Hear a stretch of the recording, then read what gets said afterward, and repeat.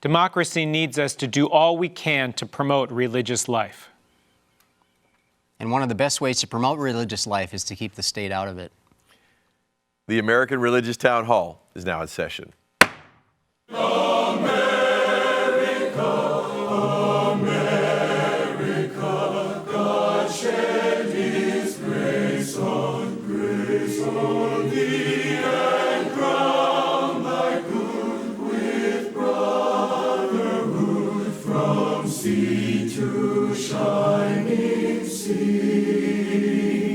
Welcome, friends, to the American Religious Town Hall meeting, where the discussion of religious, political, and social issues is meant to promote the cause of religious freedom and to help us better understand each other. And now, here's your host and moderator, Pastor Jerry Lutz. I'm James Weingardner, sitting in for Jerry Lutz. Welcome to the American Religious Town Hall. We're glad you've tuned in. We have esteemed panelists to discuss our important topic today, and we'll begin by letting them introduce themselves to you. Tony? Hi, I'm Tony Matthews, and I'm the senior pastor at North Garland Baptist Fellowship in Garland, Texas. I'm Carl Trovall. I'm professor of ethics and history at Concordia University in Austin, Texas. I'm Tom Plumley, a minister in the Christian Church Disciples of Christ. I serve as senior minister at First Christian Church, Fort Worth, Texas. I'm Rabbi Dan Levin. I serve as senior rabbi at Temple Bethel in Boca Raton, Florida. American democracy represents an extraordinary experiment in what self-government looks like.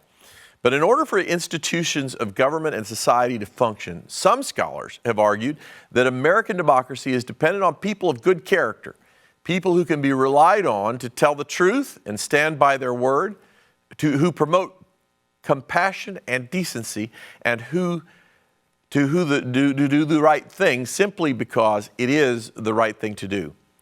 For centuries, it was the role of religious life to foster the development of moral character. Therefore, there are some who believe that American society would be stronger if government would promote religious life in schools and in the public square. At the same time, our founders endeavored to separate religion from matters of state. James Madison wrote in a letter to Edward Livingston in 1822, "Religion and government will both exist in greater purity the less they are mixed together." Alexis de Tocqueville, the early 19th century, argued that religion was necessary for a free society, but that it was the separation of religion from state that fostered the quality of religious life. Still others argue that humanism is a better force today for developing character and that religion undercuts the strength of American society by standing against science, progress, and promoting arrogance and intolerance. So today, we have three questions. One, in what ways is religion vital to the health of American democracy? Two, can religion truly be a destructive force in American society? And three, can a secular society still promote the development of moral character? Our discussion begins today with Dan. Thank you. It's an honor and a pleasure to be with us today. So, I remember learning that when Ben Franklin walked out of the Constitutional Convention, they sort of asked him what happened, and he says, "We give you a republic if you can keep it." And I think that what America has created is this extraordinary society which is completely and totally dependent on people of goodwill and good character to come together despite all of their multi-ethnic and multi-religious differences and try to say, can you form a more perfect union out of that?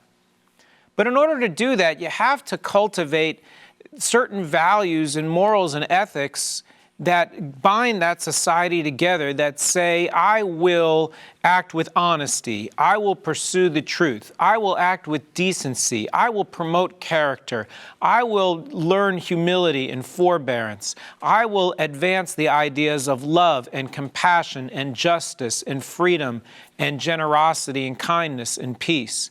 I remember years ago, I met with a young man in our congregation who had thought he might build his life in China. He had studied Chinese in college, and he had gone to China to build a business, and he had met someone, and he was trying to decide if that was going to be his life. And I said to him, what's holding you back? Sounds like you have a wonderful life over there. He said, I don't know if I can live in a society where they don't believe in God.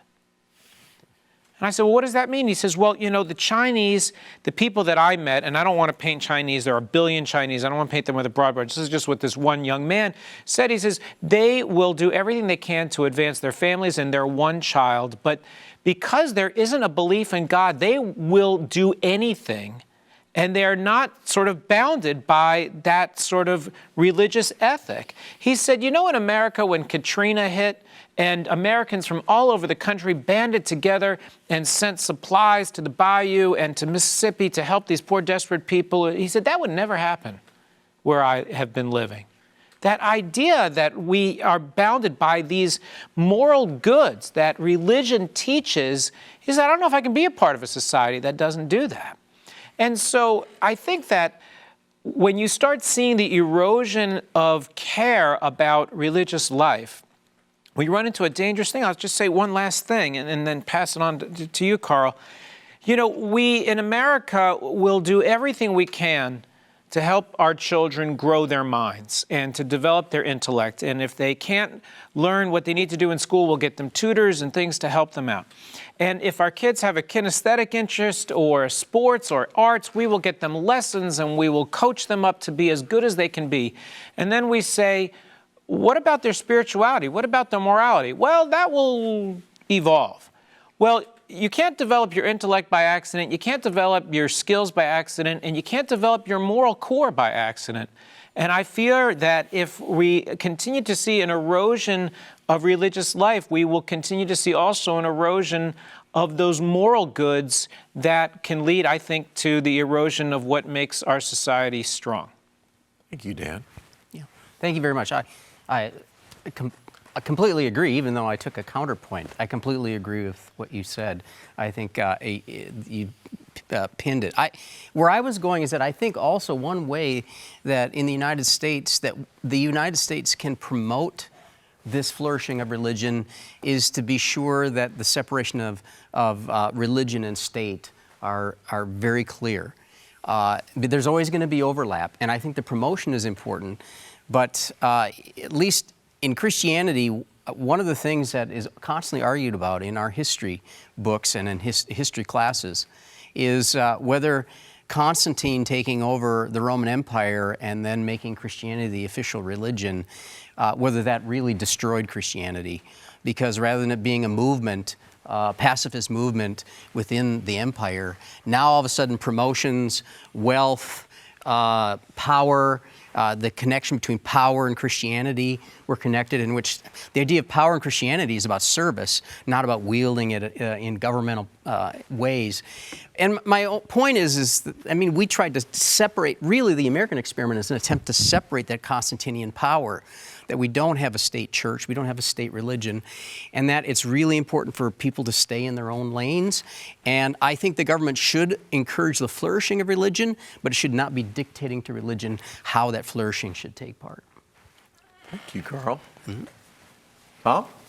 Yeah, I want to underline what Carl was saying, that I think that the genius of the founders was to remove any notion of a preference for one or the other of us, religious folk, to remove any establishment of religion, because that permitted the flourishing of all of us. Perhaps, you know, to the degree of silliness that we can all divide and argue with each other and run down our own faith group by showing the world that all we can do is argue with each other and divide from each other.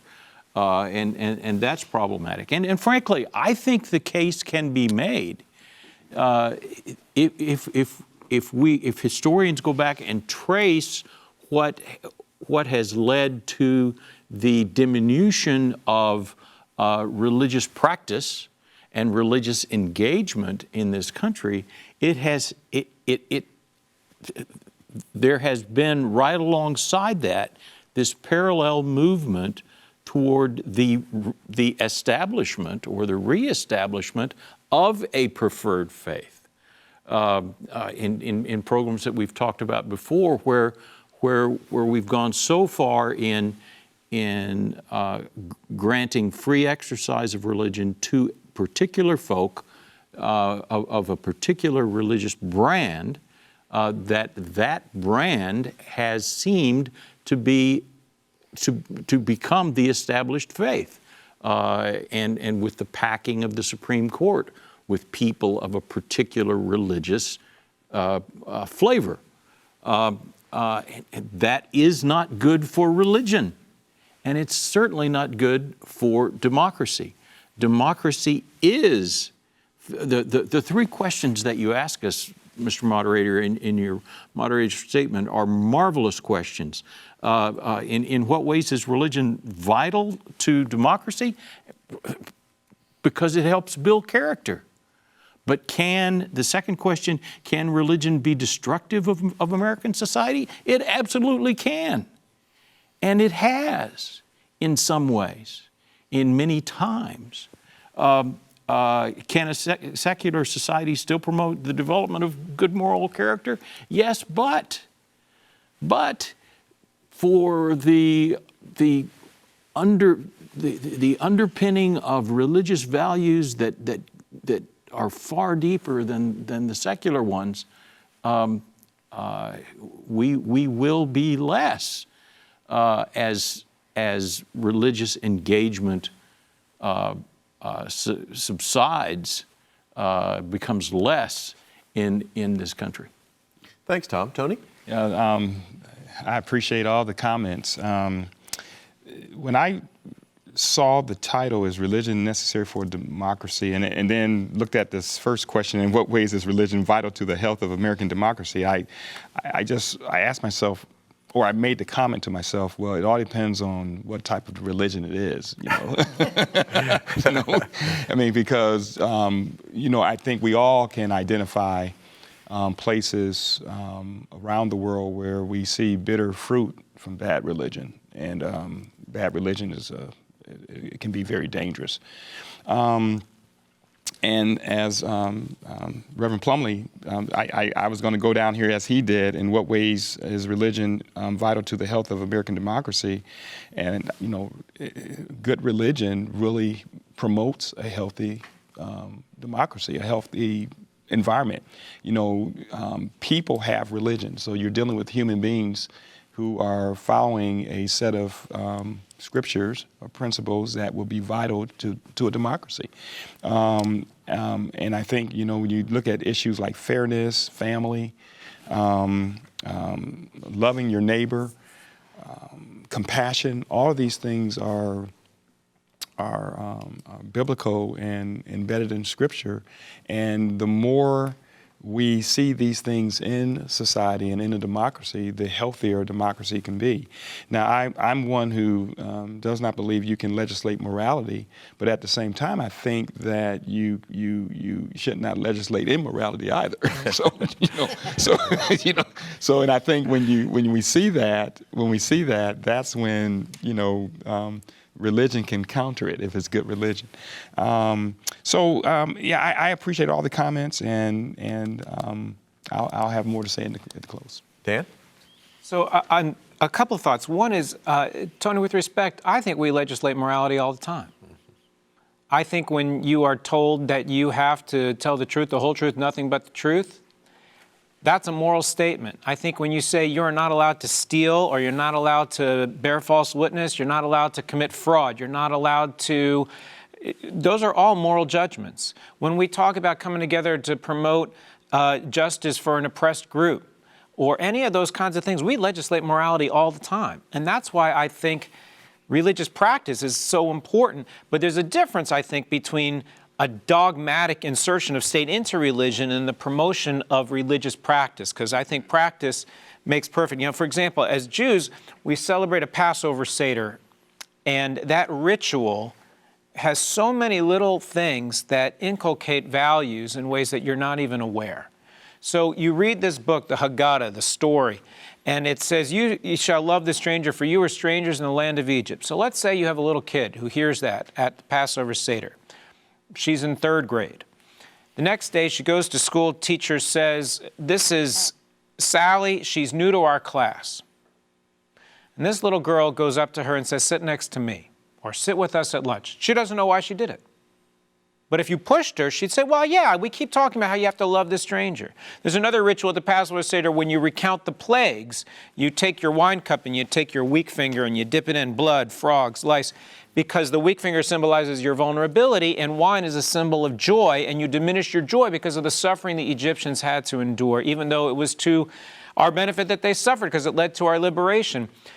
Kid the next day's at his soccer game, and his team is up 5-0 at halftime. And his teammates start taunting the other team, and he says, hey, be quiet. We don't celebrate the fact they're having a bad day. Doesn't know why he did it. But if you pushed him, it would be like, oh, we don't celebrate the suffering of other people, even though it might be to our benefit. And so all of those little things that come from religious practice that you don't even think about, those little details that start to form character and morality, I think need to be promoted because of the moral goods it instills. Carl? Yeah, I think that there are even other discrete goods that I think religion brings about. That one that was true in my own life. I think the faith community was this first kind of quasi-small community, which I saw people argue, who loved one another. I mean, other than the family, which can get, it can get bad. But in a larger community, I saw people give and take, people respecting one another even though they disagreed, coming to consensus. These are democratic habits that are being taught in a very small, intimate community. Another thing I think that happens pretty significantly, being an educator, is that I always find people who've been in religious communities are a little, this is a generalization, but they're very good at reading texts. In other words, I think that learning to read a religious text, which is highly complicated literature, gives people an ability to interpret, to critically think, to read, to analyze. And I think, again, this is another one of those discrete goods that religion promotes, even though it's not necessarily touted. But the moral foundation is the core. But there are these other things that religion also promotes that's profound. Yes, Tom? Yeah, I think one word that has not been mentioned that needs to be mentioned is empathy. We've talked at it, but empathy is something that is a learned behavior, and it makes the difference in our being able to live with each other as the population of this planet continues to grow more and more and more. We have to learn, as somebody said in one of our programs not long ago, to love one another, to love our enemies, and loving one another means all 8 billion of those other folks out there. That's hard to do, but that is what comes from the religious basis of our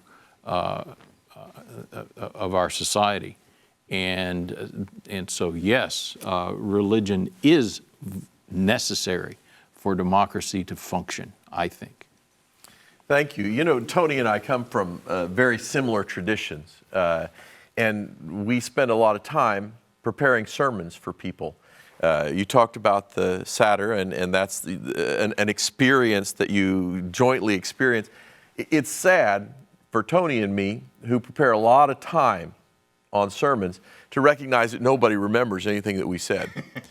But the fact is, and this is our comfort, that like the Seder, in religious life, that experience, that common shared experience of hearing those words, experiencing those thoughts and emotions, combs us. Mm-hmm. I like to use the example of combing. We come all from different backgrounds, but as we sit together and experience our religion together, we become combed all in the same direction. Mm-hmm.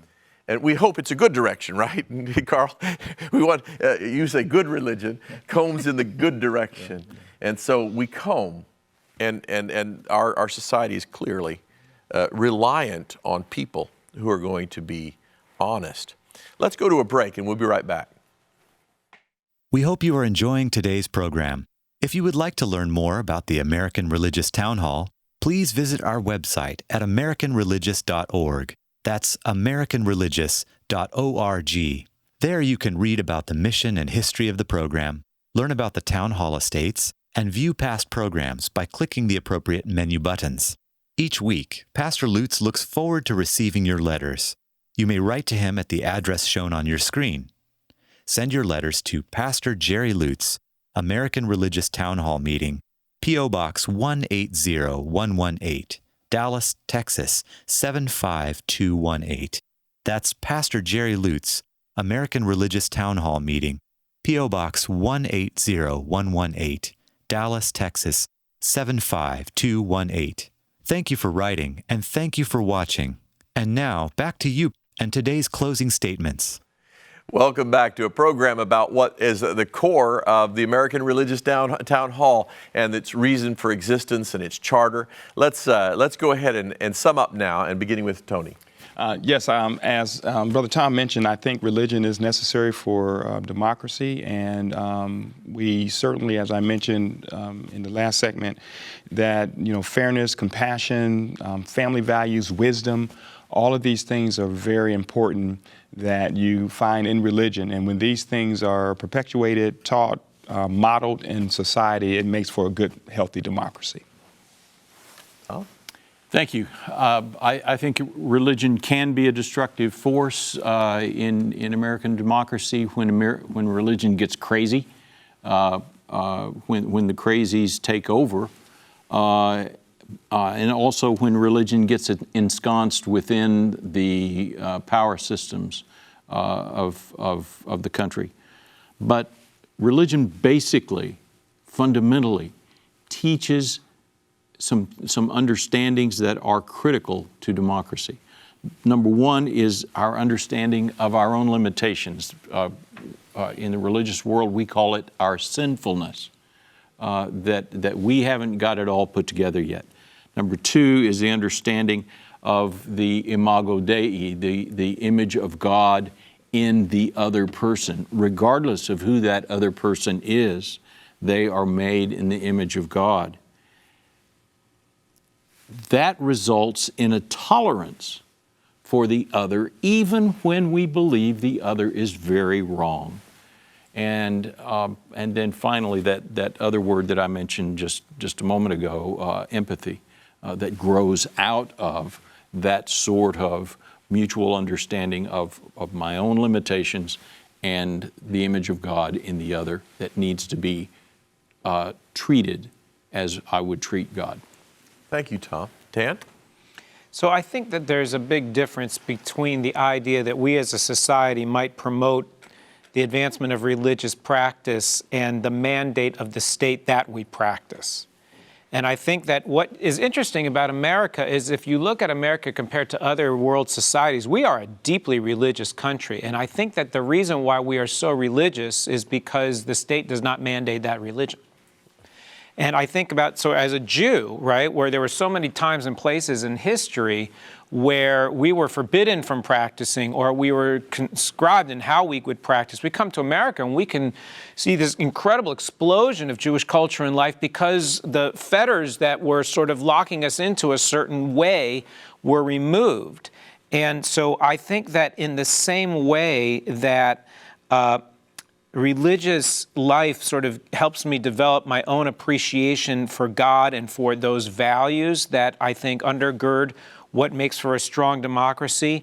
What we need to do is allow the state to do what the state does, which is to keep that wall strong so that religions have the freedom and the oxygen that they need to flourish. I think if we believe that there's only one right way to live those values and there's an imposition of dogma, then we get into trouble. But as a state, to provide that fertile ground so that we can grow moral souls, I think that's how you build a stronger trunk of a democratic tree. Thank you. Carl? Yeah, I have a couple of personal stories. The first is another aspect of religious life that I think is helpful, and that is I remember the first time I encountered death in a pretty significant way. I was old enough to try to process and interpret what death meant. And I remember going to the house of the widow, and our pastor was there, and I remember our pastor laughing. And I thought when I walked in, I was terrified to walk in with my mom. I thought everyone's going to be crying, and it's going to be this really emotional event, negatively so. And what I found was that I found a way to deal with death, and I realized that when death happens, if you don't have a community, and religious communities often provide that support, apart from what you believe about the afterlife, the person who's left has to deal with grief. And I think that religion provides also that. In our society that denies death and runs away from it as fast as it can, I think it helps us face it in a very healthy way. Yes, this is a wonderful subject we've been talking about. We, as religious leaders, obviously are going to be biased on this, but if you put yourself in the place of a government official, wouldn't it be easier? Wouldn't it be better? Wouldn't it be more productive to govern a group of people who have a moral compass than people who don't? And when we go to court and we see people who have no compunction about the truth, people who have no compunction about behavioral experience, it becomes really obvious in a hurry that democracy really only survives when it's populated by people who are trustworthy and have a moral compass and are willing to be honest. The charter of the American Religious Town Hall provides that Roman Catholics, Protestants, Jews, educators, and others may appear on this program and can declare their beliefs without hesitancy, and the rest of the members of the panel will uphold and guarantee that American right to all who will appear, irrespective of race or creed, so that the rest of the world can see that here in America, we believe in civil and religious freedom not only in theory, but in reality. Now, friends, until next week at the same time and over the same channel, the American Religious Town Hall meeting stands adjourned. May the God of all of us bless all of you. Thine alabaster cities gleam.